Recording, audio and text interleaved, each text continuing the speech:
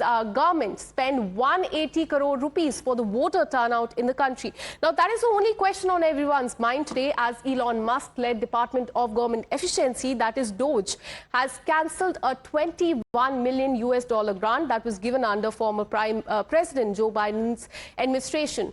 Now, in its announcement, DOGE has highlighted that the money was part of a larger 4,200 crore budget allocated to, quote-unquote, the Consortium for Election and Political Process Strengthening. Now, the department has said that the cancellation were part of efforts to ensure taxpayer dollars were not being spent on, quote-unquote, the questionable overseas political activities. And questionable it indeed is. Who received these funds? How many were used? Who exactly stood to benefit from spending 180 crore on the turnout in elections? For the Bharatiya Janata Party, this is a proof of the external interference in India's electoral process, and the party is also claiming that this web of deceit goes back to 2012, when Election Commissioner in fact signed a deal with IFES, that's a body funded by George Soros and USAID. This shocking revelation that organizations like USAID were funneling crores of rupees to organizations in India just confirms that all of these protests that we were seeing over the last several years were foreign funded. They were being instigated and puppet mastered from across the border. पीछे से support आ रही है वो CEPPS consortium for election and political process strengthening नामक संस्था से आ रही है, जो जॉर्ज सोरेस के ओपन सोसाइटी फाउंडेशन के साथ उसके संबंध हैं, जिसने $500 बिलियन भारत में इन्वेस्ट किए. I doubt this money is coming to Bharatiya Janata Party, because we have seen in Delhi election openly most of the candidates of Bharatiya Janata Party, they were distributing money openly to the voters. Well, as we were telling you, Bharatiya Janata Party has said that this is in fact foreign interference in the country. But let's take you through what has been said as far as Bharatiya Janata Party is concerned and what their claim is. Now, the Bharatiya Janata Party says that the foreign funding for the election commissioner and how the funds were routed as per the Bharatiya Janata Party. They have said that the donor number 1 was USAID, the donor number 2, as you can see here, is Open Society Foundation, and the founder is George Soros. So both of these were the donors, and the recipient was in fact IFES, that's the International Foundation for Electoral Systems. Now, in 2012 is a claim that IFES has signed an MOU with the Election Commission. So this is a big claim that has come from the Bharatiya Janata Party. They have said that this is a foreign funding for the Election Commission, and this is in fact a foreign interference in the country as well. So the Bharatiya Janata Party has drawn a Soros link as far as the funding is concerned. The Bharatiya Janata Party has said, and they have doubted the Election Commission and the MOU it signed with IFES back in 2012. So another claim that is coming is that USAID, in fact, as far as CEPPS agenda is confirmed, it supports global election and political transitions. So in fact, a donation was in fact given to CEPPS. It got 180 crore rupees for voter turnout in the country, is another big claim that has come from there. And then CEPPS gave those funds to IFES, as we told you.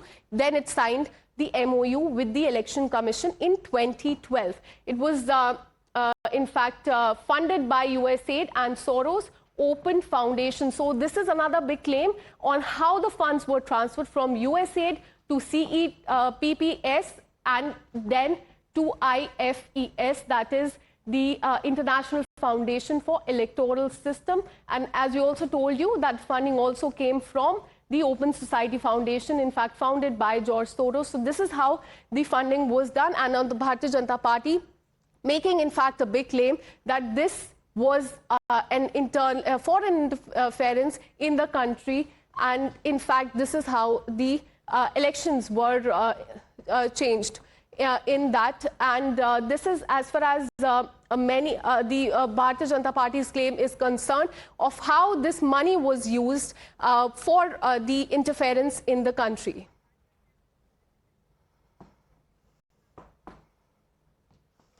Well, let me go across to Sanjeev Sanyal. Many thanks for speaking to Times Now, Mr. Sanyal. First thing first, you have said that USAID is the biggest scam in the history of human, quote unquote. This is your statement. Could you elaborate on the basis of this claim? Are you suggesting that all USAID funded projects, including those related to health, education, disaster relief, currently ongoing, are illegitimate?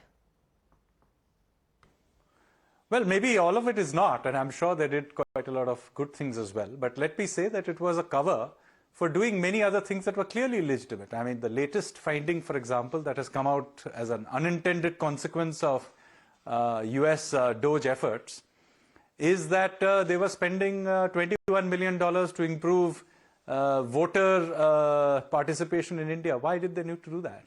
Or improve fiscal federalism in Nepal? I mean, clearly things that have nothing to do with US interests or US taxpayers.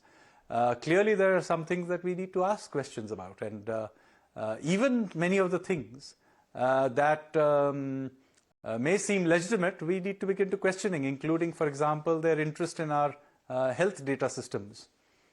But he also posted on X, and I quote, would love to find out who received the US $21 million spent to improve the voter turnout in the country, and the US $29 million to strengthening the political landscape in Bangladesh. Now, you have specifically questioned where the $21 million allocated for increasing the voter turnout in the country was spent. Now, do you have any concrete evidence that this money was misused, or are you just raising concern about the transparency in the foreign aid funding? One part of it is just asking for transparency. But a lot of the things I have been writing for years suggesting that many of these agencies do things that are clearly not kosher. So let me give you some examples and then you'll understand.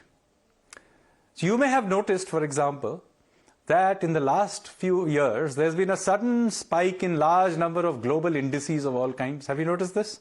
Global Democracy Index, Global Media Freedom Index, Global Happiness Index, Global something other index. And in all of them, India does sort of oddly badly. I mean, we are not even in the top 100 democracies in the world. Evidently, our media is not even as free as that in Afghanistan. All kinds of things have come up. Now, obviously, this is agenda driven. Now, who funds all of these indices and where do they come from and why should we care? So I did some research into it, and it was quite clear that just a handful of donor agencies fund all these indices. USAID is one of them, but there are others. For example, Soros's Open Society, but many others are there also. Not many others, it's the same small group, but they are funding a whole bunch of these. I mean, Freedom House, all these guys, varieties of Democracy Institute in Sweden, RFP, the Reporters Sans Frontier, all of these guys are funded by the same 3-4 agencies, which are all linked clearly. And all of them seem to drive an agenda. Now, what is that agenda? The point is they are running global narratives in a particular way. It has real life implications because these feed into investment decisions, they feed into sovereign ratings, they feed into the way AI is being trained. And in this way, they are basically creating a global narrative of a particular kind. Now, if a global aid agency with clear links to, intelligence agencies and so on, is going around funding and seeding this kind of global narrative building, then surely we in India have a right to question this. And this is the stuff that is happening outside India. There is a lot of interesting things they do inside India also, which can be questioned. Thank you, Sanjeev Sanyal, for speaking to Times Now. This remains our top focus story, and we'll get you more information on this. Meanwhile, we're taking a short break. We'll be right back with more news and updates. Stay with us.